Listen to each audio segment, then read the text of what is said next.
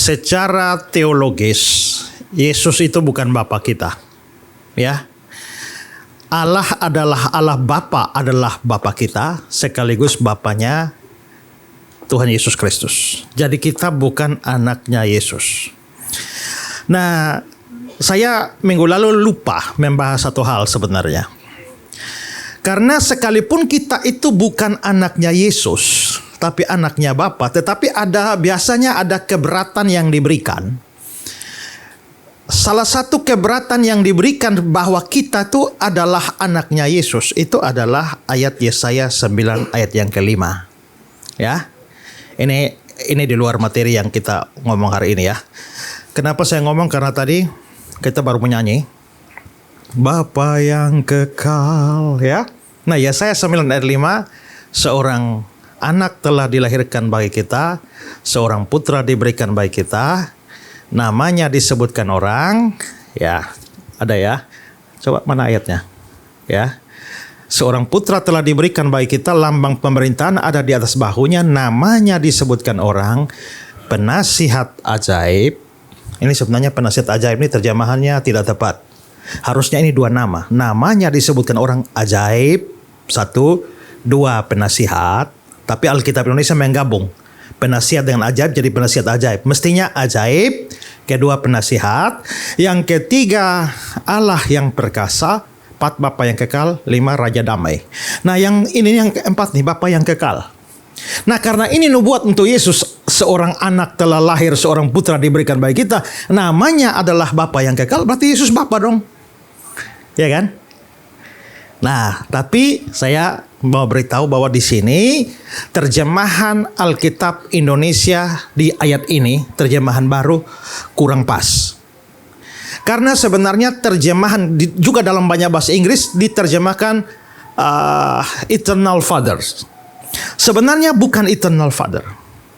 Bagian ini ditulis dalam satu struktur bahasa Yunani namanya construct state. Nah, construct state itu ada aturannya, sehingga sebenarnya terjemahannya bukan Bapa yang kekal, bukan Eternal Father, tapi Father of Eternity.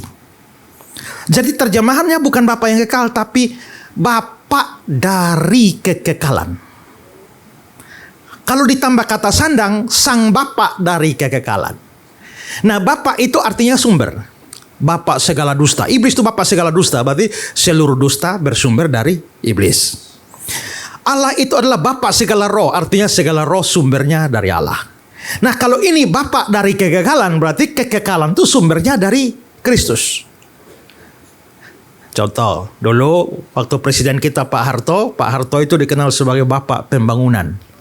Artinya pembangunan itu dikerjakan oleh Pak Harto. Nah, yang di sini Bapak dari, bukan Bapak yang kekal, Bapak dari kekekalan. Jadi maksudnya apa? Maksudnya kekekalan itu sumbernya dari Yesus loh. Nah, kalau Yesus itu sumber dari kekekalan, bagaimana dengan Yesusnya sendiri? Pasti kekal. Nah, jadi di sini sebenarnya yang ditekankan Yesus sumber kekekalan. Bapak di sini itu adalah sumber. Jadi bukan berarti Yesus adalah Bapak. Ya. Nah, ini satu ayat yang sering kali dipakai untuk mendukung itu, tapi sebenarnya ini. Jadi waktu tadi kita nyanyi Bapa yang kekal, ya, Bapa yang kekal itu maksudnya Bapa yang merupakan sumber dari kekekalan. Itu maksudnya. Oke. Sekarang mari kita ucapkan pengakuan iman rasuli kita. Ini kalau ulang-ulang nanti sudah hafal nih ya. 2, 3. Aku percaya kepada Allah, Bapa yang Maha Kuasa, Khalik langit dan bumi, dan kepada Yesus Kristus, anaknya yang tunggal, Tuhan kita, yang dikandung dari Roh Kudus, lahir dari anak darah Maria, yang menderita sengsara di bawah pemerintahan Pontius Pilatus, disalibkan, mati dan dikuburkan, turun ke dalam kerajaan maut. Pada hari yang ketiga, bangkit pula dari antara orang mati, naik ke surga, duduk di sebelah kanan Allah, Bapa yang Maha Kuasa, dan dari sana dia akan datang untuk menghakimi orang yang hidup dan yang mati. Aku percaya kepada Roh Kudus, gereja yang kudus dan am, persekutuan orang kudus, pengampunan dosa, kebangkitan daging, dan hidup yang kekal.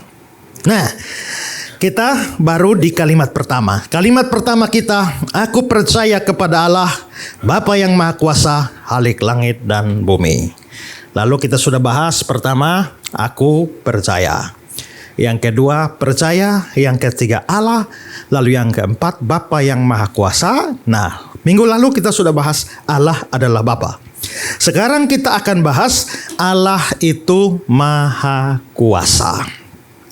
Nah, Alkitab secara eksplisit mengatakan bahwa Allah itu Maha Kuasa. Kejadian 17 ayat 1, akulah Allah yang Maha Kuasa. Kejadian 35 ayat 11, akulah Allah yang Maha Kuasa. Dari perjanjian baru, Wahyu 15 ayat yang ketiga, Allah yang Maha Kuasa. Wahyu 19 ayat 6, Allah kita yang Maha Kuasa. Banyak, tapi saya ambil contoh ini. Maha Kuasa ini, bahasa Allah Maha Kuasa itu, bahasa Ibraninya adalah El Shaddai. El Shaddai, El Shaddai, Allah Maha Kuasa. Nah, pertanyaannya, Shaddai itu apa? Ada dua pengertian.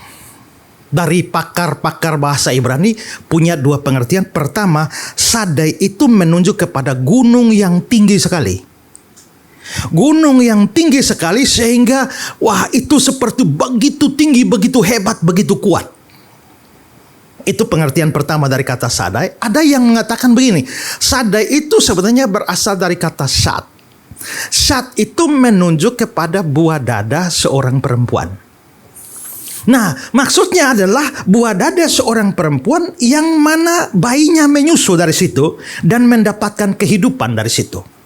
Nah, dari situ Allah itu seperti Shad, artinya bahwa Allah itu seperti buah dada seorang ibu dari mana manusia itu memperoleh hidup karena dia punya kuasa untuk menghidupkan. Dari situ akar kata Shaddai itu. Nah, dan itu sangat familiar karena kita sering menyanyi lagu El Shaddai, El Shaddai, ya.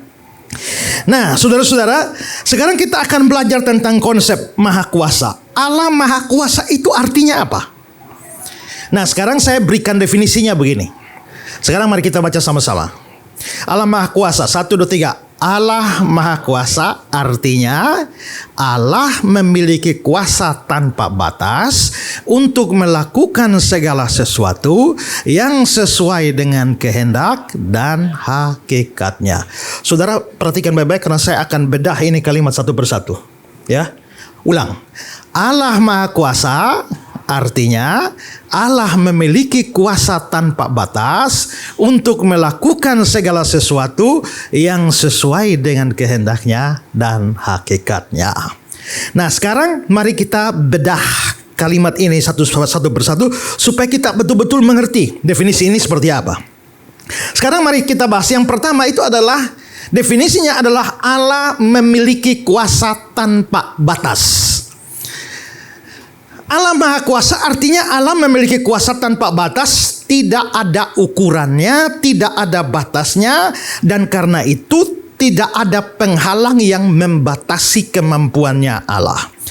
Kuasanya tidak berasal dari luar dirinya sendiri, tidak dipengaruhi oleh keadaan, dan tidak bisa berkurang. Bukan hanya kuasa sebenarnya, dalam semua sifat Allah itu tidak bisa berkurang dan tidak bisa bertambah karena sudah mentok.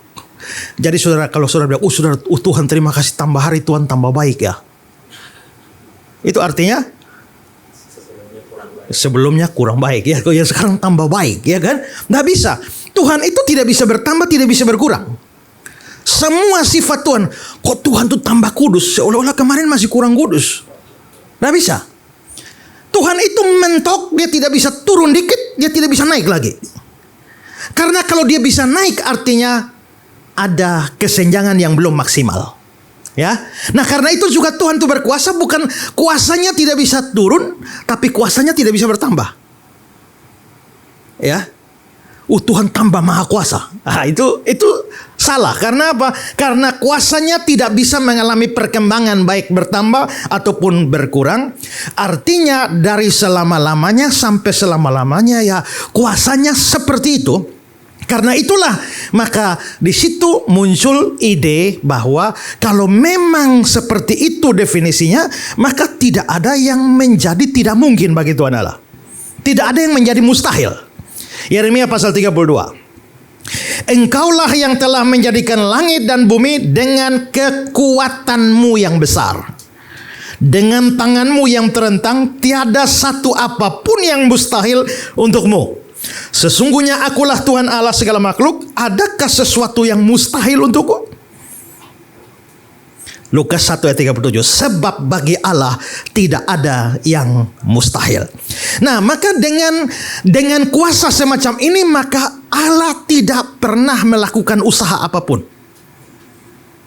Udah ngerti ya? Allah dalam melakukan apapun, Allah tidak pernah berusaha. Dengan definisi berusaha itu sementara artinya seperti melakukan perjuangan untuk melakukan sesuatu. Tidak. Allah tidak melakukan perjuangan apa-apa. Karena kalau dia berjuang, seolah-olah yang mau dia lakukan itu terlalu besar sampai dia perlu kerahkan tenaganya supaya bisa melakukan hal itu. Allah tidak perlu berusaha seperti itu, ya. Dia tidak perlu melakukan sesuatu atau bahkan dia tidak mungkin kelelahan dalam melakukan apapun. Saya akan kutip kata-kata seorang penulis, Awe Tozer. Dia bilang begini. Karena dia memiliki segala kuasa yang ada di alam semesta ini, maka Tuhan Allah yang Maha Kuasa dapat melakukan segala sesuatu dengan mudah. Segala perbuatannya dilakukan tanpa perlu berusaha. Tuhan gak perlu usaha apa-apa. Dia tidak mengeluarkan suatu tenaga yang harus diisi kembali.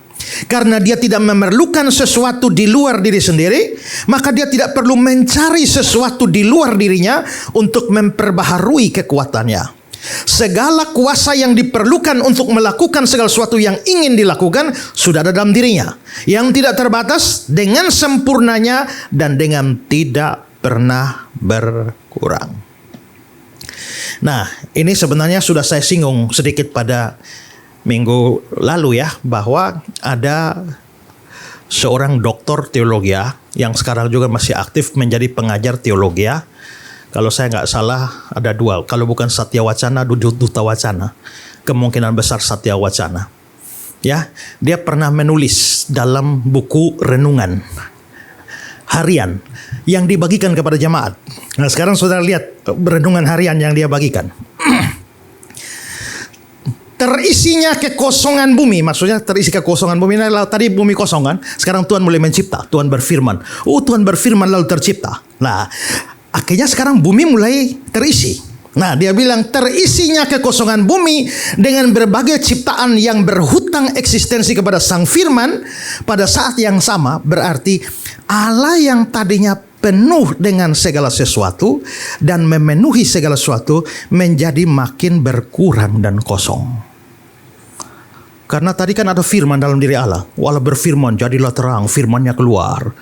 Jadilah bumi, firman keluar, jadi pohon, jadi laut. Maka akhirnya ini keluar, bumi mulai berisi, maka Tuhan mulai kosong. Ya. Ini lihat yang saya garis bawah, yang tadinya penuh dengan segala sesuatu, memenuhi segala sesuatu menjadi berkurang dan kosong. Terus, next. Dunia yang kosong, tandus, mandul, makin penuh dengan kemuliaan dan kebesaran Allah. Tapi pada saat yang sama, Allah yang penuh dengan kemuliaan dan kebesaran menjadi kosong dan miskin. Dia tadinya memiliki segala hal, menjadi tidak memiliki apa-apa. Ya. Akibat dari kekosongan itu, maka Tuhan sudah tidak punya apa-apa lagi. Sehingga di akhir daripada penciptaan segala sesuatu, Tuhan Allah menjadi tidak berdaya lagi. Ya, lihat next, dia bilang, ini satu proses yang melelahkan dan menyakitkan. Allah sungguh kehabisan energi dan menjadi tidak berdaya. Ini saudara, ini renungan harian ya. Nah, kalau jemaat dikasih renungan harian model kayak begini, Allah sungguh kehabisan energi dan menjadi tidak berdaya. Ini satu konsep yang melawan kemahakuasaan Allah. Nah, nanti baru dia bilang, setelah Allah sudah kosong, sudah tidak berdaya apa-apa lagi, Allah tidak bisa bikin apa-apa lagi, maka Allah menunggu sampai hari Sabat, Adam memimpin segala ciptaan, kembalikan kemuliaan bagi Allah sehingga terisi lagi. Ya, lihat kata-kata dia berikut. Dalam keadaan yang tidak lagi memiliki apa-apa dan tidak berdaya, karena telah membagi-bagikan semua yang ada padanya sebagai bahan baku untuk membentuk ciptaan, Allah mengundurkan diri untuk masuk ke dalam Sabat. Penarikan diri Allah sekarang menjadi penuh pada hari ke-7. Pada hari itu Allah tidak lagi dapat berbuat apa-apa selain menunggu manusia memimpin segenap ciptaan untuk mengembalikan kepadanya kemuliaan, kuasa, kebesaran yang sudah dibagi-bagikan itu. Ada amin saudara? Kok amin loh? Ini sesat tuh. Kalau sesat begini jangan amin itu. Ya. Amin itu artinya ya, setuju. Ya. Saudara lihat di Alkitab Perjanjian Baru, aku berkata kepadamu sesungguhnya, itu katanya amin. Jadi amin itu sungguh-sungguh. Nah, karena itulah tidak boleh sembarang amin. Saudara harus mendengar betul-betul apa yang dikhotbahkan, apa yang dikatakan. Lalu setelah itu kalau rasa benar ada amin. Amin. Tapi kalau yang diomong itu tidak benar, ada amin. Jangan diaminkan. Karena kalau yang dikatakan tidak benar, saudara aminkan, itu artinya saudara membenarkan yang tidak benar. Dan itu berdosa. Ya. Gara-gara ikut ibadah, pendeta bilang ada amin, kita semua amin, padahal sesat. Kita jadi berdosa ya. Makanya saya ajar jemaat saya itu ya. Kalau rasa benar ada amin, amin. Kalau dia omong salah ada amin, tidak ada. Tapi kalau saudara bingung ini masih benar nggak ya? Ada amin atau ada amin? Sabar, tunggu dulu, gitu. Belajar dulu, baru ini ya. Nah, karena amin itu artinya menyetujui, ya, sepakat. Karena itu maka kita tidak boleh sembarang. Saya pernah lihat ada orang kutip itu ayat. Semua ini akan kuberikan padamu kalau engkau sujud menyembah aku. Matius pasal 4 ayat sekian. Yang percaya katakan amin. Banyak amin, amin, amin, amin. Ternyata itu ayat apa? Itu kata-kata iblis pada Yesus dulu.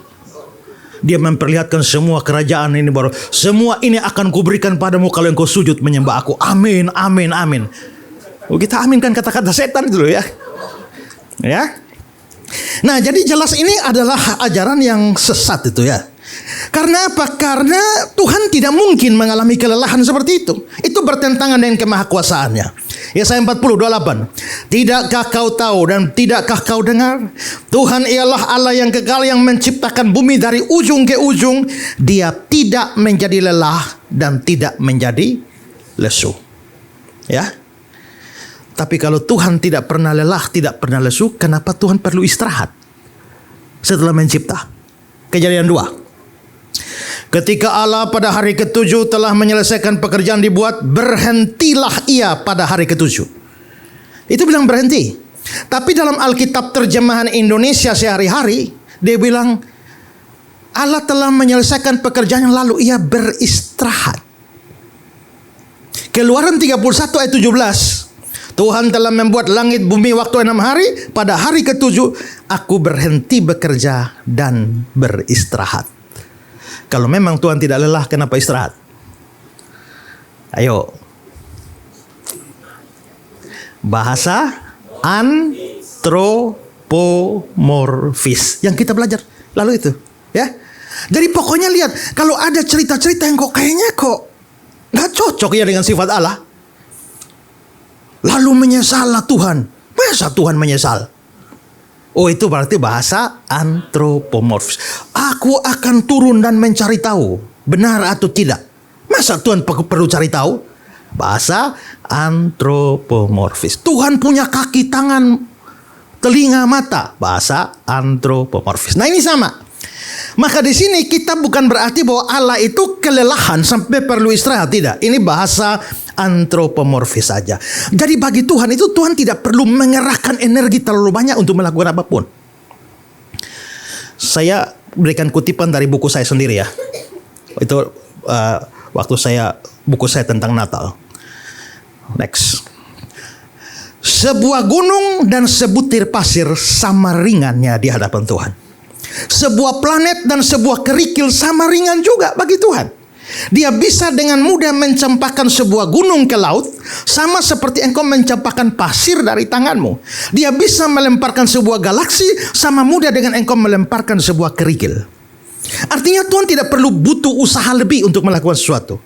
Karena kemahakuasaannya yang maksimal itu, maka Tuhan tidak perlu berlelah-lelah, berjuang, berusaha sedemikian rupa untuk melakukan apa-apa. Ya, jadi dia mau lempar galaksi itu sama dengan lempar pasir tuh, sama mudahnya. Itu karena kemahakuasaan, kuasanya tidak terbatas. Sekarang potongan kedua. Untuk melakukan segala sesuatu, ya. Allah memiliki kuasa tanpa batas untuk melakukan segala sesuatu. Itu berarti bahwa Tuhan mampu melakukan semua hal yang Dia kehendaki di dalam ciptaan, baik yang kelihatan maupun yang tidak kelihatan. Maka tidak ada peristiwa, tidak ada malaikat, tidak ada manusia, tidak ada suatu kuasa apapun yang dapat menghalangi pelaksanaan rencana Allah. Sekarang lihat Daniel 4. Semua penduduk bumi dianggap remeh. Dia berbuat menurut kehendaknya terhadap bala tentara langit dan penduduk bumi, dan tidak ada seorang pun dapat menolak tangannya dan berkata padanya, apa yang kau buat? Saking maha kuasanya Tuhan, Dia bisa melakukan apa saja dan tidak butuh persetujuan kamu. Yesaya 14:27, Tuhan semesta alam telah merancang, siapa yang dapat menggagalkannya? Tangannya telah teracung, siapa yang dapat membuatnya ditarik kembali? Ini memastikan bahwa kalau Tuhan mau lakukan sesuatu pasti berhasil. Ya. Nah, saudara-saudara, tidak ada kekuatan apapun yang bisa menggagalkan rencana Tuhan Allah. Apa yang Tuhan mau lakukan. Sekarang kita ambil contoh praktis saja. Tokoh di dalam Alkitab Perjanjian Lama yaitu Yusuf. Yusuf itu salah seorang yang telah ditetapkan, direncanakan oleh Tuhan menjadi seorang pemimpin bangsa, pemimpin besar. Dibuktikan dengan sewaktu dia masih muda, Tuhan sudah kasih mimpi. Ya, mimpinya apa? Kejadian pasal 37. Pada suatu hari, suatu kali bermimpilah Yusuf. Tampaklah kita sedang di ladang mengikat berkas-berkas gandum, lalu bangkitlah berkasku dan tegak berdiri. Kemudian datanglah berkas-berkas kamu sekalian mengelilingi dan sujud menyembah kepada berkasku. Ini mimpi besar itu ya. Lalu dia memimpikan pula mimpi yang lain. Tampaknya matahari, bulan dan 11 bintang sujud menyembah kepadaku. Kalau mereka kan 12 bersaudara. Kalau ada 11 bintang, berarti 11 saudaranya. Ada matahari dan bulan, itu berarti papa mamanya. Makanya masakan bapak dan mama dan saudara-saudara sujud menyembah engkau? Tapi ayat 11 bilang, ayahnya menyimpan itu dalam hatinya. Artinya saudara-saudara, sebenarnya Tuhan sudah kasih visi dia bahwa dia tuh akan jadi orang besar. Tuhan sudah punya rencana untuk pribadinya yang luar biasa. Tapi bagaimana kenyataan hidupnya? Gara-gara mimpi itu, saudara-saudaranya jadi iri hati. Lempar dia masuk lubang sumur. Keluar dari sumur, jual ke Mesir. Habis di Mesir, jadi budaknya Potifar. Lalu difitnah istri Potifar. Jadi narapidana. Dari jadi narapidana, akhirnya namanya kedengaran sampai Firaun. Lalu dia bisa tafsir mimpi Firaun. Lalu akhirnya Firaun angkat dia menjadi Perdana Menteri. Setelah Firaun angkat dia jadi Perdana Menteri, saudara-saudaranya itu datang cari gandum. Lalu akhirnya memang sujud menyembah dia. Kalau begitu rencana siapa yang tergenapi? Rencana Tuhan kan? Tuhan bikin rencana dia akan jadi orang besar. Tapi tahu-tahu di tengah jalan ada masuk rencana jahat manusia. Rencana jahat manusia masuk di tengah, seolah-olah ini karena Yusuf mimpi besar, saudara-saudaranya iri, kamu mau jadi pemimpin kami ya? Akhirnya mereka memasukkan rencana jahat, tindakan jahat. Seolah-olah tindakan jahat mereka itu mau mencegah Yusuf supaya jadi sesuai mimpinya. Tapi anehnya justru gara-gara rencana jahat itu itu menjadi jalan bagi Yusuf untuk mencapai apa yang Tuhan rencanakan bagi dia. Kalau begitu kita bisa lihat, kalau Tuhan sudah punya rencana baik untuk kamu, 1000 kejahatan tidak pernah bisa menggagalkan. Malah rencana jahat itu akan membawa kamu kepada tujuannya. Maka dari sini kita bisa melihat bahwa berarti kenapa bisa begitu? Karena dia maha kuasa. Karena Tuhan maha kuasa, dia sanggup melakukan apa yang dia kehendaki, maka rencana jahat manusia tidak bisa menggagalkan rencana dia. Kenapa? Karena kemahakuasaan ini. Makanya kalau kita tuh anak-anak Tuhan tuh ya, kita harusnya aman. Mau orang rencana jahat bagaimanapun juga, ikut saja, mengalir saja. Karena waktu kamu mengalir dengan kejahatan orang tuh ujung-ujungnya rencana Tuhan yang tergenapi. Ya, kenapa? Dia maha kuasa. Itu kasus pertama. Kasus kedua ini adalah kelahiran Yesus, Natal. Nah, saudara-saudara, Yesus ini salah satu tokoh yang unik. Di Lukas pasal 1. Allah menyuruh malaikat Gabriel pergi ke sebuah kota di Galilea bernama Nazaret, kepada seorang perawan yang bertunangan dengan seorang bernama Yusuf, keluarga Daud. Nama perawan itu Maria. Jadi saudara-saudara, Maria dan tunangannya tinggal di Nazaret. Malaikat datang kasih tahu itu di Nazaret, sementara nubuatnya itu di Betlehem. Nah, lalu Maria dengan kehamilannya bulan pertama, kedua, ketiga, seterusnya masih tinggal di Nazaret.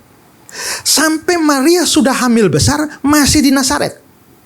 Dan kalau tidak ada aral melintang, maka dia akan melahirkan Mesias di Nazaret. Dan kalau itu sampai terjadi, nubuat Tuhan meleset. Ya. Jadi kalau ada nubuat yang hampir meleset, itu adalah nubuat ini, yaitu tempat kelahiran Kristus. Tapi saudara-saudara, menjelang mau melahirkan, tiba-tiba terjadi sesuatu. Kaisar Agustus memerintahkan sensus. Sensusnya masing-masing harus di kampung halamannya. Dan Yusuf kampung halamannya di mana? Betlehem. Karena itu maka harus pergi untuk mendaftarkan diri di Betlehem. Lukas 2. Pada waktu itu Kaisar Agustus mengeluarkan suatu perintah, menyuruh mendaftarkan semua orang di seluruh dunia. Seluruh dunia ini seluruh dunia Romawi, ya, di bawah Kaisar Agustus. Maka pergilah semua orang mendaftarkan diri masing-masing di kotanya sendiri. Demikian juga Yusuf pergi dari kota Nazaret di Galilea ke Yudea, ke kota Daud yang bernama Betlehem, karena dia berasal dari keluarga dan keturunan Daud, supaya didaftarkan bersama-sama dengan Maria tunangannya yang sedang mengandung. Ketika mereka di situ, di Betlehem, tibalah waktunya bagi Maria untuk bersalin, dan dia melahirkan seorang anak laki-laki. Coba saudara lihat, kenapa tiba-tiba Kaisar Agustus bikin sensus? Seandainya beliau tidak bikin sensus, nubuat meleset. Tapi pada waktu yang sangat krusial, sedikit lagi melahirkan, tahu-tahu sensus datang. Karena sensus datang, harus pergi ke Betlehem. Dan melahirkannya di Betlehem. Ini menunjukkan apa? Tuhan ini kayaknya mengatur ini sejarah nih. Dan dia mengatur, dialah dalam tanda petik otak di balik Kaisar Agustus. Kalau begitu, ini kemahakuasaan Tuhan. Tidak ada satu apapun yang bisa menggagalkan, termasuk keadaan. Tadi kejahatan tidak bisa menggagalkan rencananya. Tapi sekarang, keadaan tidak bisa menggagalkan rencananya. Dia yang mengatur semua, sampai akhirnya Kaisar Agustus tanpa dia sadari, dia sebenarnya melakukan sesuatu yang mendukung kehendak Tuhan. Oke, saya kasih kutipan dari kata-kata pendeta Budi Asali. Tanpa dia sadari, Kaisar kafir ini melakukan sesuatu yang menyebabkan tergenapinya nubuat firman Tuhan. Ini bukan sekedar merupakan suatu kebetulan, tapi Tuhan menguasai dan mengarahkan kaisar kafir tersebut untuk melaksanakan rencananya. Bandingkan dengan Amsal 21 ayat 1 yang berbunyi, hati raja seperti batang air dalam tangan Tuhan, dialirkannya kemana dia inginkan. Jameson, Fawcett and Brown. Sampai saat ini, Maria hidup di tempat yang salah untuk kelahiran Mesias. Benar ya? Karena masih tinggal di Nazaret. Kalau dia tinggal lebih lama sedikit saja di Nazaret, maka nubuat tentang kelahirannya di Bethlehem akan gagal. Tapi lihatlah, tanpa rencana atau tujuan darinya, apalagi dari Kaisar Agustus untuk menggenapi nubuat ini, dia justru dibawa dari Nazaret ke Bethlehem. Dan pada saat yang sangat tepat itulah waktunya dan bayi itu lahir. Wow. Artinya kita bisa lihat, kalau Tuhan sudah rencanakan di Bethlehem, tak mungkin terjadi di tempat lain. Pasti harus di Bethlehem. Mengapa bisa begitu? Karena kemahakuasaan. Kemahakuasaan ini yang membuat semua yang Tuhan rencanakan pasti jadi seperti apa adanya. Ya. Sekarang kasus ketiga. Kasus ketiga ini adalah dalam kasus kematian Yesus. Saudara-saudara, jadi memang Yesus ini, sebentar kita rayakan Natal ya. Dan Natal itu terjadi supaya ada Paskah. Ada Jumat Agung. Yesus lahir untuk mati. Itu tujuan utamanya, ya. Mengapa Yesus harus lahir untuk mati? Kan dia kan orang berdosa, hukumannya mati. Kalau ada yang mau ganti orang berdosa, maka dia harus ganti hukumannya, yaitu mati. Tapi kalau Tuhan di surga, siapa bisa bikin mati dia? Supaya dia bisa mati, maka dia harus datang jadi manusia. Supaya dia mati sebagai manusia, tidak mati sebagai Tuhan. Tuhan tidak mati. Nah, makanya dia perlu jadi manusia, supaya nantinya bisa mati. Maka itulah bedanya Yesus dengan kita. Semua kita lahir untuk hidup. Hanya Yesus satu-satunya manusia yang lahir untuk mati. Ya kan?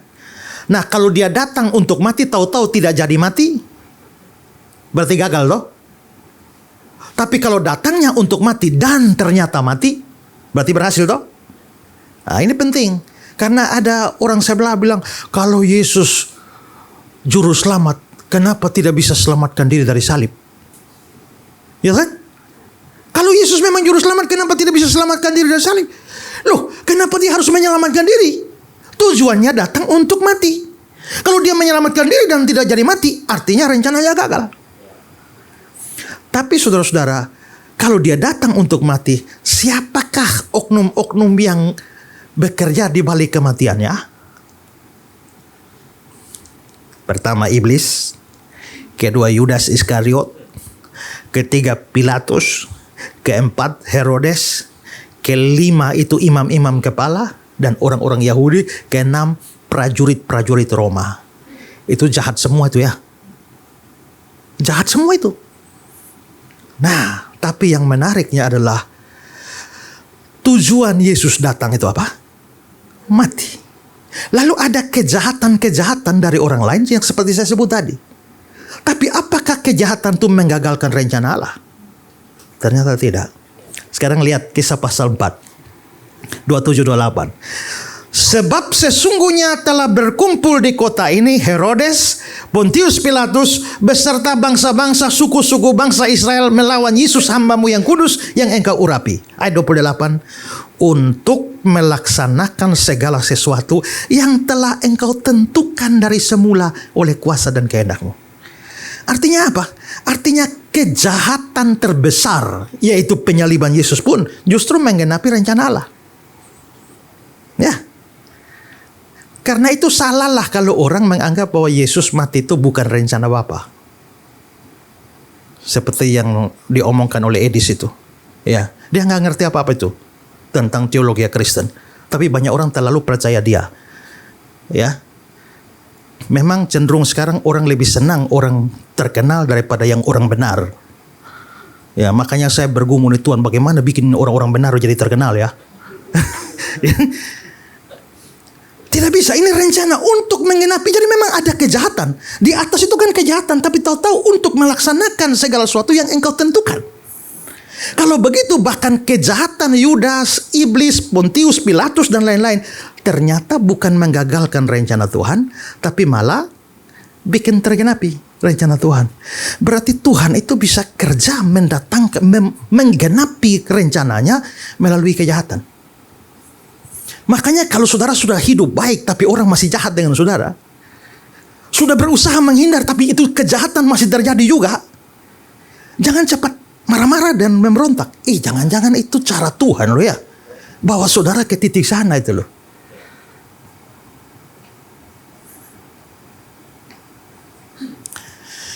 Tahun ya menjelang tanggal-tanggal beginilah, tahun 2007 mau masuk Desember, satu mall di Kupang bikin acara jumpa Sinterklas.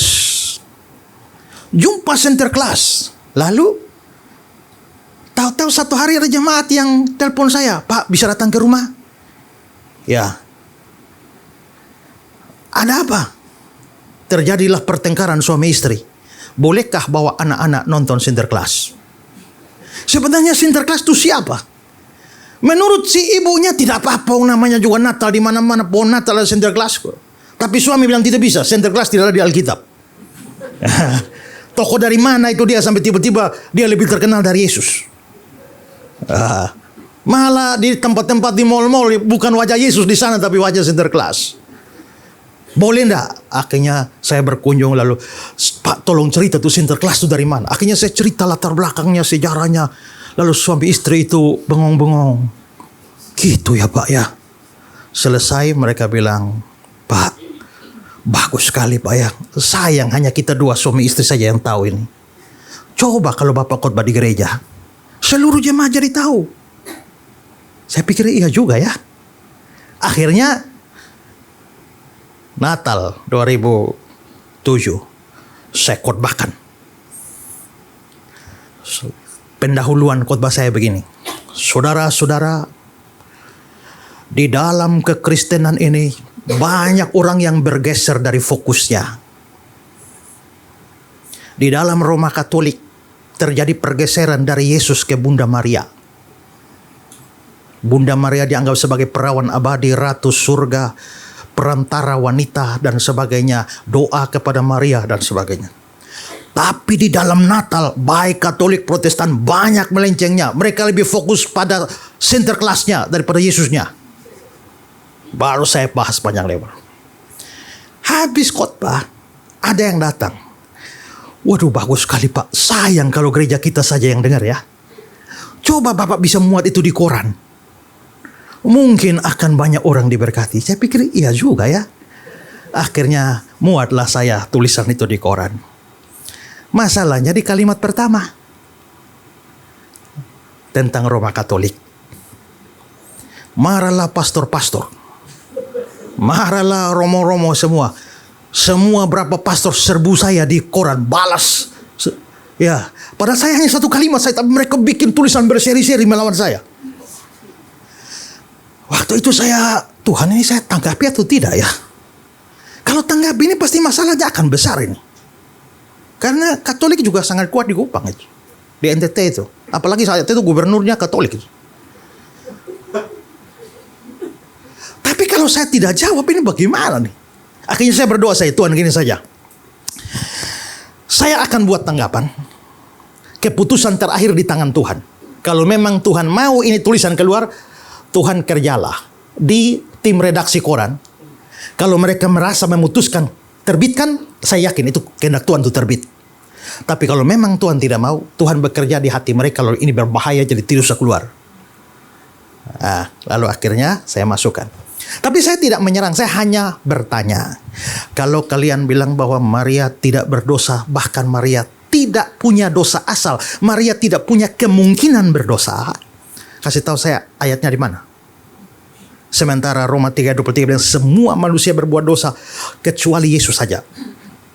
Kalau kalian mengatakan bahwa Maria perawan abadi, saya juga percaya Maria perawan sebelum melahirkan Yesus. Tapi kan orang Katolik percaya Maria itu perawan sebelum melahirkan Yesus, perawan pada saat melahirkan Yesus, perawan setelah melahirkan Yesus juga tetap perawan. Karena itu bagi orang Katolik, Maria tidak pernah hubungan seks dengan Yusuf walaupun Yesus sudah lahir. Karena itu maka pernikahan Maria dan Yusuf tidak pernah ada anak-anak yang lain. Yesus satu-satunya. Nah, saya cuma tanya, kalau memang tidak, kenapa Dikatakan lalu ia melahirkan anaknya yang sulung. Kalau ada anak sulung. Lalu kalau memang Maria tidak berdosa, kenapa dalam nyanyian pujian Maria, aku mengucap syukur kepada Allah juru selamatku? Juru selamat dalam hal apa? Kalau Maria tidak berdosa, dia tidak perlu juru selamat. Lalu dibalas lagi oleh pastor-pastor itu. Lalu saya balas lagi. Akhirnya jadi heboh besar. Demo ke koran, demo ke saya, ancaman pembunuhan dan sebagainya. Saya waktu itu tulis di banyak koran, siaran di banyak radio, dan RRI, radio pemerintah daerah, semua saya pegang.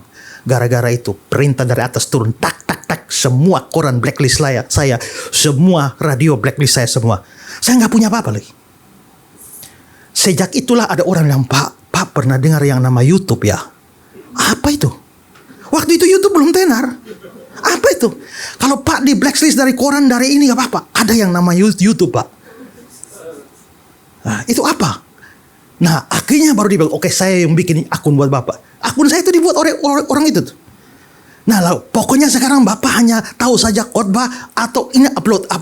Karena itulah, maka sebelum orang tahu YouTube, saya sudah mulai YouTube duluan. Makanya sampai sekarang mungkin dari seluruh penelitian Indonesia, saya video paling banyak, sudah hampir 8.000 video itu, ya. Ya karena itu dari situ. Nah, tapi masalah belum selesai. Tahu-tahu saya dipanggil oleh gereja saya. Pak, kami sangat menghargai pelayanan Bapak. Gereja mau kasih Bapak cuti ya. Kami belikan tiket. Wih, bagus sekali ini gereja ya. Akhirnya saya dikasih cuti, dibelikan tiket pergi ke Surabaya cuti. Tiba-tiba 1 minggu cuti, tiba-tiba datang surat skorsing. Saudara diskorsing karena membuat kegaduhan di NTT. Dan saudara dilarang untuk tulis di koran, siaran radio, berkhotbah selama 6 bulan di kota Kupang dan sekitarnya. Apabila saudara melakukan salah satu dari 3 hal ini, saudara akan diberhentikan. Saya dalam hati, kenapa mereka larang saya khotbah? Saya memberontak. Akhirnya saya bikin surat balasan. Kesalahan moral apa yang membuat saudara melarang saya? Celakalah saya kalau saya tidak beritakan Injil. Saya pulang, saya kontak ke radio 1. Ya, mau bisa saya siaran 1 kali saja. Dia mau. Saya siaran 1 kali. Saya pergi ke orang koran. Boleh 1 kali tulisan saja. Dia kasih. Setelah itu saya pergi ke 1 gereja. 1 kali khotbah saja. Setelah ada tulisan 1, setelah itu saya bersurat. Saya sudah tulis di koran. Ini. Saya sudah siaran radio ini. Saya sudah khotbah. Sekarang mau apa? Kasih berhenti? Berhenti sudah. Dan akhirnya saya memang berhenti. Dan saya keluar dari gereja itu. Ya, sudah luntang-lantung, tidak jelas pelayanan saya. Ya. Nah, juga saya karena tidak punya karunia jadi gembala, saya juga jadi nggak mau bikin gereja. Ya, saya luntang-lantung saja ini saja. Tapi ada pendeta di Surabaya, pendeta Budi Asari bilang, "Yuk pulang Kupang bikin gereja." Saya nggak mau. Tiap minggu dia telepon, "Yuk di mana? Pulang, bangun gereja." Dia paksa saya, dan saya rasa kenapa orang ini paksa saya gitu loh. Ya, dia setiap minggu dia kejar saya. Dan akhirnya saya pulang. Sampai 1 titik, saya harus bangun gereja. Dan saya punya janji pada Tuhan. Tuhan, saya rasa saya tidak mau jadi pendeta Tuhan ya. Hanya Tuhan pakai orang ini paksa saya. Jadi karena terus terang saya terpaksa nih, ya. Tapi kalau memang Tuhan ini saya menyerah, tapi ingat, kalau memang begitu, gereja ini Tuhan yang tanggung jawab. Akhirnya 3 Agustus 2008, gereja saya di Kupang berdiri. Lalu setelah itu gereja ini berjalan, baru saya sadar. Kalau tidak ada masalah dengan Sinterklas, ini gereja tidak akan berdiri. Nggak akan berdiri. Karena pasti saya aman-aman saja, dan saya masih di gereja tua sampai sekarang ini. Dan pelayanan saya tidak seperti ini. Waktu saya ingat itu, aduh Tuhan, ternyata yang namanya kebetulan itu tidak pernah betul-betul ada. Karena ternyata Tuhan mengarahkan semua, dan Dia melakukan dengan kuasanya, rencananya tergenapi. Tapi bagaimana rencananya Dia tergenapi dalam saya? Melalui kecurangan yang saya alami, yaitu skorsing. Dan saya merasa itu tidak adil. Gara-gara ketidakadilan itu saya dibawa sampai rencana Tuhan. Kenapa bisa semua ini? Ini kemahakuasaan. Jadi kemahakuasaan itu artinya Tuhan sanggup. Tidak ada apapun, situasi apapun, bahkan kejahatan manusia yang bisa bikin rencana Tuhan itu gagal. Ayub 42 ayat 2. Engkau sanggup melakukan segala sesuatu dan tidak ada rencanamu yang gagal. Amin. Nah, itu baru potongan kedua. Sekarang yang ketiga. Next. Yang sesuai dengan kehendaknya. Allah memiliki kuasa tanpa batas untuk melakukan segala sesuatu yang sesuai kehendaknya. Nah, ini menunjukkan bahwa walaupun Allah Maha Kuasa, tapi dia tidak pakai kuasanya secara sembarangan. Dia tidak pakai kuasanya tanpa tujuan. Kuasanya selalu kerja selaras dengan rencananya. Makanya apa yang dia inginkan pasti terjadi. Tapi apa yang Tuhan tidak kehendaki mustahil terjadi. Ya. Kehendak Tuhan adalah standar tertinggi dari seluruh semesta ini. Mazmur 115. Allah kita di surga, dia melakukan apa yang dikehendakinya. Wahyu 4 ayat 11. Engkau telah menciptakan segala sesuatu dan oleh karena kehendakmu semua itu ada dan diciptakan. Maka dari sini kita bisa melihat bahwa Tuhan itu kehendaknya, ya, dia bekerja berdasarkan kehendaknya. Intinya begini, kalau Tuhan mau A harus terjadi. Tapi kalau Tuhan maunya A, B tidak bisa terjadi. Kalau Tuhan tidak mau B, tak mungkin B terjadi. Maka semua pada akhirnya harus terakhir yang terjadi adalah apa yang dia kehendaki.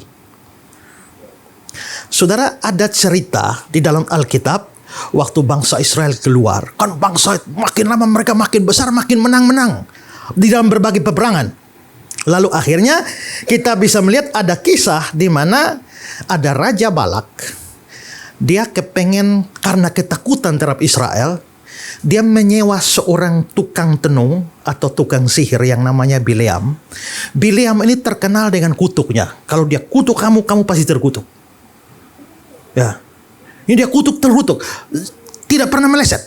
Makanya Balak itu minta menyewa Bileam. Bileam datang dan kutuklah ini bangsa Israel. Ya, kutuk. Lalu saudara-saudara, coba lihat ya, Bilangan 22, 6-7. Karena itu, datanglah dan kutuklah bangsa itu bagiku. Sebab mereka lebih kuat daripadaku. Mungkin aku sanggup mengalahkannya dan menghalau dari negeri ini. Sebab aku tahu, siapa yang kau berkati, maksudnya kalau Bileam ini berkati siapa, dia beroleh berkat. Siapa yang kau kutuk, dia kena kutuk. Ini hebatnya itu Bileam itu ya, dukun itu ya. Dia berkati siapa, dapat berkat. Dia kutuk siapa, dapat kutuk. Lalu berangkatlah para tua-tua Moab, para tua Midian dengan membawa di tangannya upah penenung. Setelah mereka sampai pada Bileam, disampaikan kepadanya pesan Balak. Nah, maka Bileam mau datang dan kutuk Israel. Tapi saudara, yang terjadi adalah aneh. Pada saat semacam itu, Tuhan intervensi. Begitu Tuhan intervensi, maka meskipun Bileam itu kepengen kutuk Israel, tapi Tuhan tidak mau mengutuk Israel. Maka yang terjadi adalah apa? Setiap kali Bileam mau kutuk, Tuhan kerja di mulutnya, yang keluar malah berkat. Ini ada rencana mau kutuk. Pikirannya mau kutuk, mulut yang keluar malah berkat. Itu lihat di Bilangan pasal 23. Sampai Bileam bilang begini, bagaimana aku menyerapah yang tidak diserapah Allah? Dia ngomong sama Balak. Bagaimana aku mengutuk yang tidak dikutuk Tuhan? Ketahuilah, aku mendapat perintah untuk memberkati. Dan apabila dia memberkati, maka aku tidak dapat membalikannya. Sebab tidak ada mantra yang mempan terhadap Yakub, ataupun tenungan yang mempan terhadap Israel. Jadi maksudnya akhirnya Bileam tuh karena sudah gagal ulang-ulang, tiap kali mau kutuk malah jadi berkat. Dia bagaimana mempertanggungjawabkan di hadapan Balak? Dia bilang, Balak, bagaimana saya bisa kutuk apa yang Tuhan berkati? Dengan kata lain, kalau Tuhan tidak mau kau dikutuk, 1000 orang kutuk juga tidak akan terkutuk. Ya. Jadi artinya kalau Tuhan mau pasti terjadi, kalau Tuhan tidak mau apapun tidak bisa terjadi. Wih, ini berarti kalau kita tuh kalau di tangan Tuhan tuh betul-betul aman ya. Kalau orang mau mencelakakan kamu, dan kalau Tuhan tidak menghendaki, kamu tidak akan celaka. Tapi bagaimana kalau orang menghendaki kamu celaka dan memang kamu celaka? Ya karena memang Tuhan menghendaki kamu celaka. Kok Tuhan menghendaki kamu celaka? Iya, karena kalau Dia menghendaki kamu celaka, artinya Dia mau membawa kebaikan bagi kamu di balik kecelakaan itu. Gitu. Nah, jadi di sini kita bisa lihat bahwa di sini apa yang Tuhan kehendaki pasti terjadi, yang Tuhan tidak kehendaki tidak terjadi. Makanya itulah alasan kenapa di dalam perjanjian baru dinasihati kita tidak perlu takut pada apapun. Lihat Lukas pasal 21. Dan kamu akan dibenci semua orang oleh karena namaku, tapi tidak sehelai pun dari rambut kepalamu akan hilang. Ya, kamu akan dibenci, tapi ingat, kalau Tuhan tidak kehendaki, rambut satu helai pun tidak hilang. Makanya saya bilang, saudara-saudara, kalau rambut satu helai tidak hilang dari kepalamu, bagaimana kepalamu bisa hilang? Ya, rambut saja tidak hilang, apalagi kepala. Ya kan? Walaupun ada kepala yang sudah tidak punya rambut lagi. Nah, ini alasan membuat kita sebenarnya tidak perlu takut apapun. Ya, tidak perlu takut apapun. Makanya Daud bilang, sekalipun aku berjalan dalam lembah kekelaman. Itu terjemahan kita tidak terlalu kuat.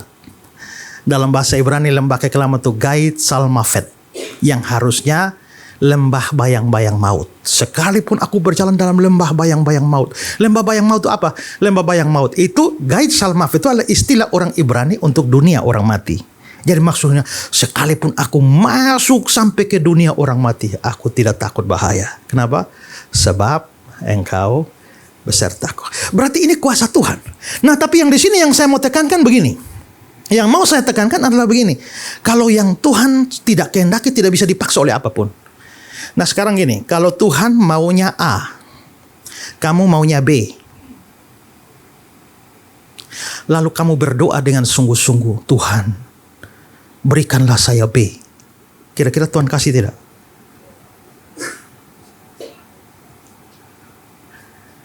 Kalau Tuhan sampai kasih kamu B, padahal sebenarnya Tuhan tidak, artinya doamu mampu merubah Tuhan. Nah, disinilah kita harus hati-hati. Kadang-kadang orang bilang doa itu merubah segala sesuatu, termasuk merubah Tuhan. Tidak bisa. Doa tidak bisa merubah Tuhan. Kalau sampai terjadi, saya maksudnya bergumul sedemikian rupa, B, akhirnya jadi. Doa saya merubah Tuhan. Tidak, memang dari awal Tuhan maunya B. Maka begitu kamu bergumul, Tuhan kasih B. Tapi kalau memang aslinya Tuhan tidak mau ke B, kamu mau doa semalam kah, tambah doa puasa kah, apapun, tidak akan bisa terjadi. Maka doa kita itu sebenarnya bukan merubah kehendak Tuhan, tapi doa kita tuh menyelaraskan kehendak kita dengan kehendak Tuhan. Ya, makanya di Matius 26, Tuhan Yesus bilang, ya Bapakku, jikalau cawan ini tidak mungkin lalu kecuali apabila aku meminumnya, jadilah kehendakmu.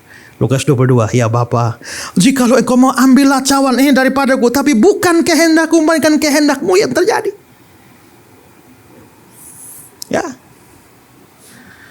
Nah, kalau begitu doa itu jangan paksa Tuhan. Tuhan, kalau memang dia jodohku, dekatkanlah. Tapi kalau memang bukan jodohku dan jauh, dekatkan kembali Tuhan.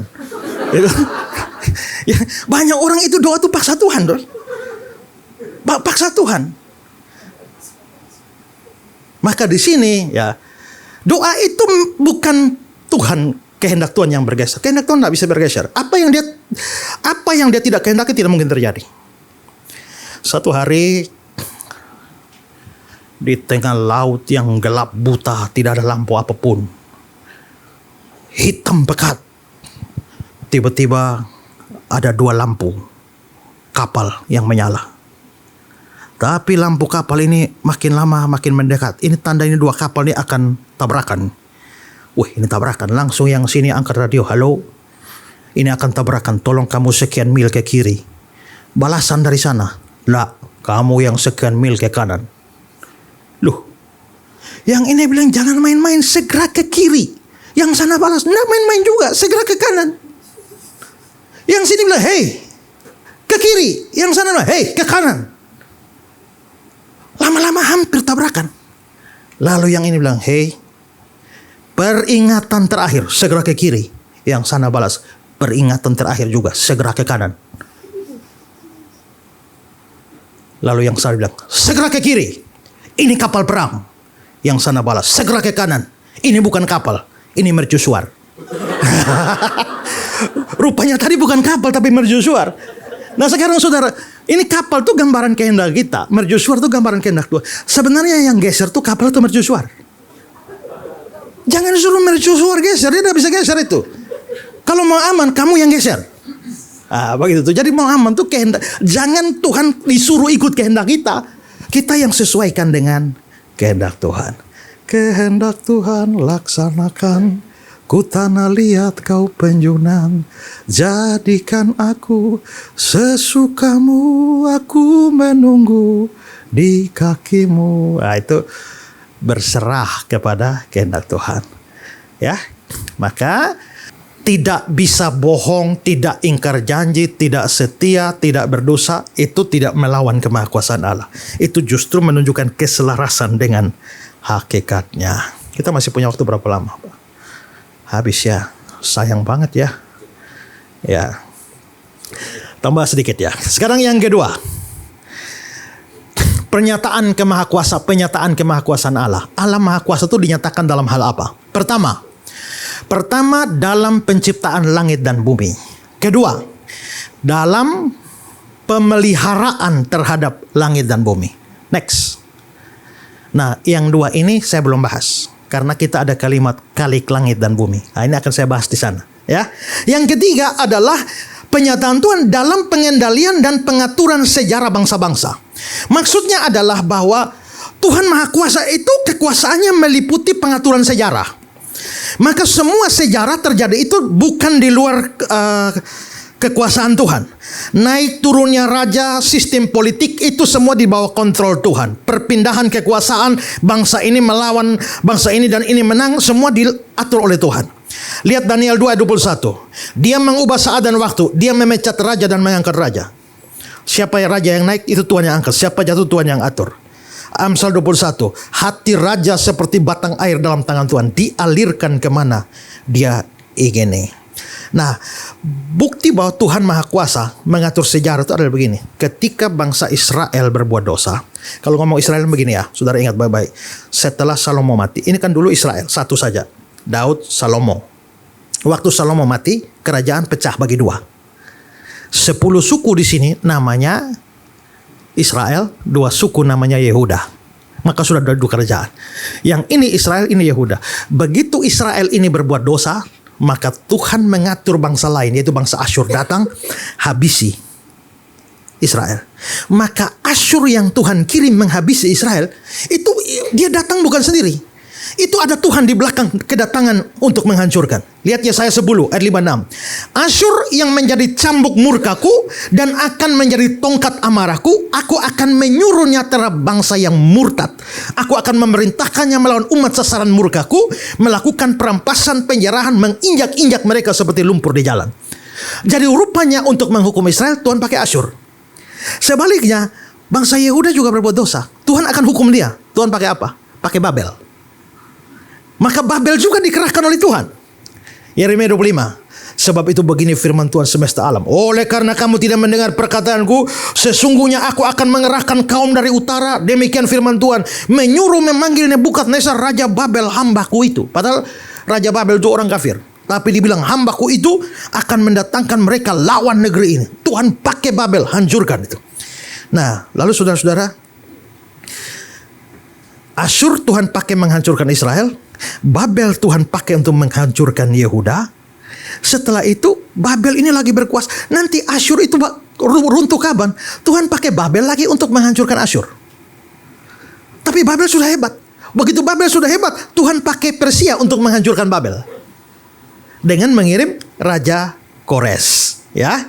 Yesaya 44, akulah berkata tentang Kores, dia gembalaku, kehendakku akan digenapi. Juga Yesaya 45. Dan setelah itu kan Israel sudah, bangsa Yehuda kan sudah tidak ada bait Allah lagi. Tapi dengan Kores jadi raja, Tuhan kerahkan Kores lalu akhirnya membiayai pembangunan bait Allah kedua. Nah, kalau begitu sebenarnya Tuhan yang atur ini bangsa-bangsa. Belakangan, begitu zaman Darius memerintah Persia, Tuhan bangkitkan lagi Alexander the Great, Alexander Agung dari Yunani. Alexander Agung itu ada di Alkitab loh. Ya, penakluk Yunani yang besar. Nah, itu coba saudara lihat langsung ke mana ya? Daniel pasal 8. Tetapi sementara aku memperhatikan, tampak seekor kambing jantan datang dari sebelah barat. Nah, lalu dia tanduk itu domba itu Persia. Lalu ayat 21-nya, dan kambing jantan yang berbulu kesat itu ialah raja negeri Yunani, dan tanduk besar yang di antara kedua matanya ialah raja yang pertama. Raja Yunani pertama siapa? Alexander the Great. Nah, dia akhirnya dia meyunanikan dunia. Itu persiapan untuk zaman perjanjian baru, di mana bahasa Yunani ini. Tiba-tiba Yunani, Alexander Agung mati, kerajaannya bagi 4. 2 yang terkenal adalah Ptolemeus yang berkuasa di Mesir dan Seleukus yang berkuasa di Syria. Dan ini terus berjuang hantam-hantaman sampai akhirnya lemah. Lalu di barat bangkitlah Romawi. Lalu Romawi mematahkan dominasinya Yunani. Romawi berkuasa atas dunia. Pada saat Romawi berkuasa atas dunia, Yesus lahir. Maka begitu Yesus lahir, panggung sejarah ada pada Romawi. Jadi dengan kata lain, saudara, mau dikatakan apa? Kebesaran Babel tidak bisa menyelesaikan masalah dunia. Ya, pengaruh Yunani tidak bisa, kekuasaan Romawi tidak bisa. Pada zaman bangsa-bangsa, Tuhan Allah membangkitkan suatu kerajaan di mana kerajaan itu selama-lamanya, dan Yesus Kristus adalah rajanya, ya. Nah, artinya kuasa atas sejarah. Berikut, dalam terjadinya berbagai peristiwa mujizat. Lewatkan itu dan saya mau sampai ke poin yang kelima. Dalam beberapa peristiwa kristologis. Next. Dalam beberapa peristiwa kristologis. Ya, pembelahan laut, matahari, bulan berhenti, Elisa buat kapak terapung, air berubah jadi anggur, kebangkitan Lazarus. Ini mujizat-mujizat yang luar biasa. Dan berikut sekarang terakhir dalam beberapa peristiwa kristologis. Nah, mujizat yang terjadi kemahakuasaan Tuhan di dalam peristiwa kristologis, pertama itu adalah soal kelahiran Kristus dari perawan.